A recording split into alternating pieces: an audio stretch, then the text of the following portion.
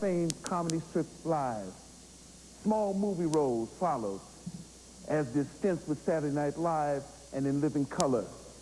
Now, with the blossoming film career and an Emmy-winning talk show and a landmark HBO special, Chris Rock has earned a seat among the great thinking comics of our time. A charter member of the new power generation, Chris Rock is working to leave an imprint on the future.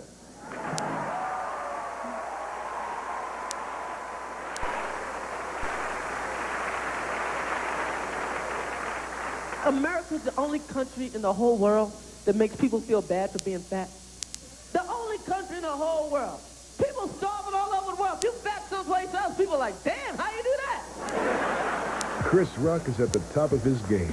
His razor-sharp wit and ability to make us laugh is something he first displayed as a young boy growing up in Brooklyn's Bedford-Stuyvesant neighborhood. They did this thing called Snap, Your Mama's Butt So Big You Can Show Movies on It, and that type of thing. And he would have a group of kids in my yard, and he would sit on the stoop, and he would hold court. And no one could top him. No one. I just always loved comedy. I don't know, it's just the only thing I ever really gravitated to. I didn't know nothing in school. All I knew was Martin Luther King. That's all they ever teach you in school about black people. Martin Luther King.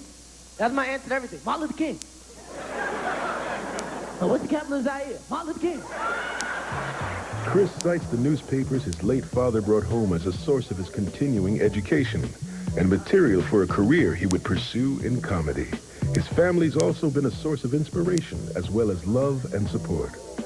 If you have a strong family, it gives you the confidence to fail and know it's not going to be that bad because you have a family that is there for you. And if you're not afraid to fail as an artist, then the sky's the limit.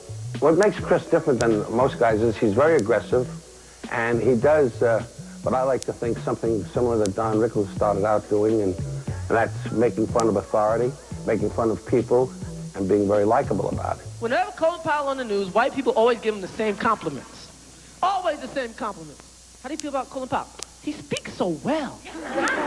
What boy, were you looking to come out of his mouth? I'ma drop me a bomb today. I think Chris's humor, especially as it pertains to urban comedy and the African-American community and the hip-hop generation, is brutally honest. Who's more racist, black people or white people? Black people. You know why? Because we hate black people too. When I was on Saturday Night Live, no black comedy writers. And I noticed that a lot of the white writers came from this magazine called the Harvard Lampoon.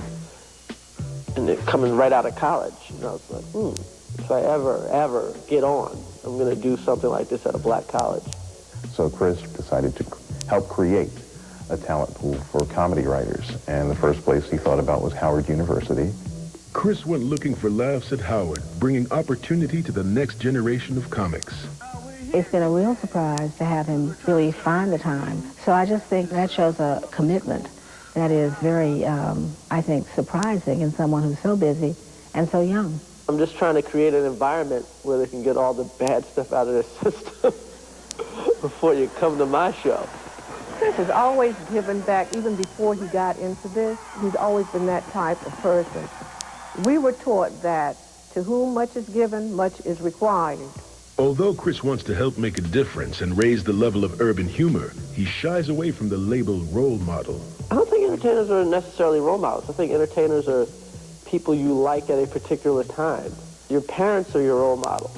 What I'm most proud of has nothing to do with comedy. I'm most proud that my mother and my father, who's, you know, in heaven right now, can look at me and go, he's an adult. That's all. We did the job. Sometimes they feel like...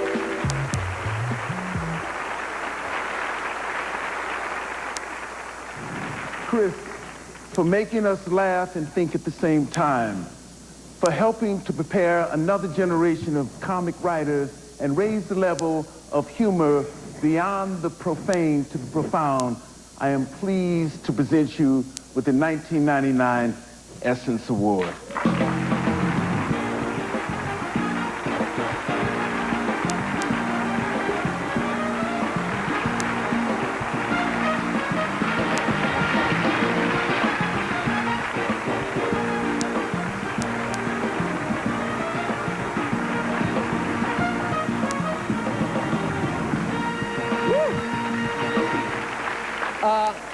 Who do I want to thank? Thank my mother, my wife. Bill Cosby's here. I would never be a comedian if it wasn't for Bill Cosby, you know, because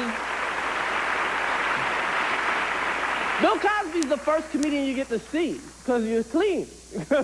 I could see Bill Cosby like when I was like 4 years old. Like, hey, that guy's real funny. I'm going to do that. So thank you, Mr. Cosby, for existing, because I would not be here if it wasn't for you. What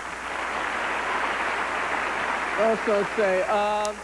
Well, I feel like I shouldn't even be here, man, because I saw Haidia up earlier, and I think it's almost an insult to her. I shouldn't even be. You shouldn't even mention me in the same breath as Haidia. So I'm gonna give this award to Haidia's mother, because I think she deserves something for this. Haidia's mother should get this. So,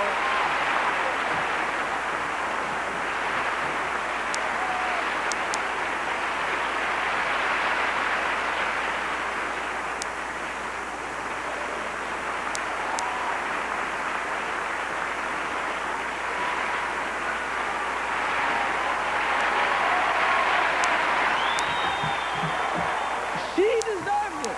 Thank you. Good night.